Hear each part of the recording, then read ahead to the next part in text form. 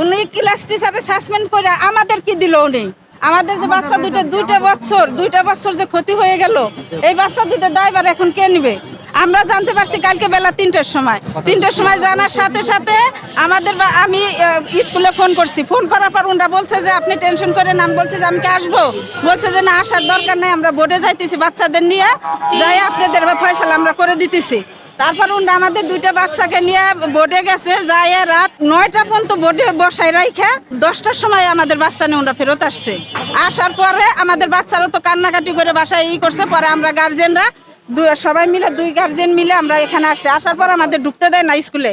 তারপরে অনেক এখানে রিকোয়েস্ট করার পর, চিল্লাপাল্লা করার পর প্রিন্সিপাল ম্যাডাম উপর থেকে করছে। আর ওনাদের যে আমরা দিনের পর দিন ফোন দিচ্ছি, ওনারা না ক্লাস টিচার, না প্রিন্সিপাল স্যার, না অন্য কোনো স্যার, কোনো টিচার আমাদের কোনো ফোন রিসিভ করে না এবং আমাদের সাথে কোনো রকম সাক্ষাৎ করে না। কালকে রাত্রে 10টার সময় আমি অনেক গুতানোর পরে আমাকে ঢুকতে দিছে।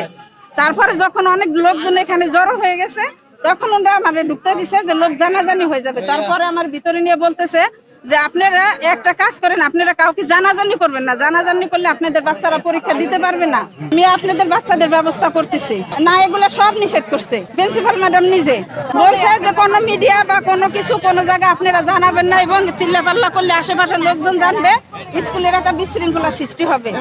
আর আপনাদের বাচ্চার দায়িত্ব আমরা নিলাম, যেভাবে হোক বেলা 10টার মধ্যে 10টার ভিতরে আপনাদের বাচ্চাকে আমি স্কুলে ঢুকে দিলেই হলো। টানা 7মবারের মতো বেস্ট টিস্যু পেপার ব্র্যান্ড হিসেবে স্বীকৃতি পেয়েছে বসুন্ধরা টিস্যু। 2জন ছাত্রের অ্যাডমিট আসেনি, আমি তাদেরকে জিজ্ঞেস করে যেতে জানতে পেরেছি যে ওদের শ্রেণী শিক্ষক হচ্ছে ডক্টর আমিনুর রহমান। উনি ইতিহাসের শিক্ষক। ওই শ্রেণী থেকে, ওনার সেকশনটা জে সেকশন থেকে 85 জন ছাত্র কোয়ালিফাই করে। ছাত্র ছিল 91 জন।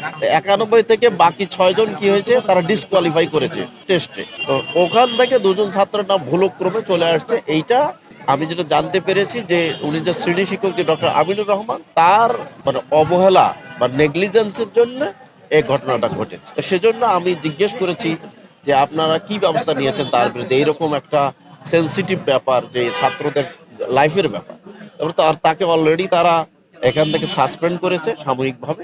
আর আমাদের পক্ষ থেকে আমরা বলতে পারি, যারা আমরা খুবই ব্যতীত এবং শুনে খুবই আমাদের সহমর্মিতা রয়েছে ছাত্রদের জন্য, যে এই ধরনের ঘটনা ঘটেছে।